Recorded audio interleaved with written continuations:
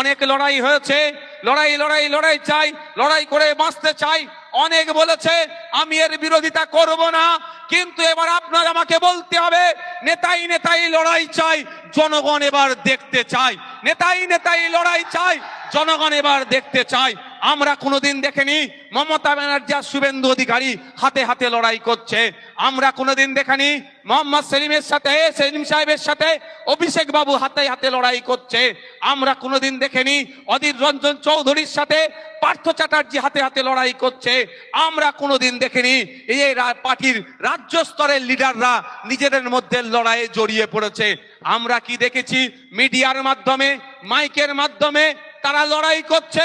এই লড়াইটা তারা ওই অবস্থায় রাখছে, কিন্তু দিনের শেষে প্রয়োজনে তারা এসি রুমে বসে চা খাচ্ছে, এটা প্রমাণ আছে। আর আমরা বুথের মানুষ, চর্বি আমাদের বেশি, আমাদের চর্বি বেশি, আমরা মারামারি করে ধ্বংস হয়ে যাচ্ছি।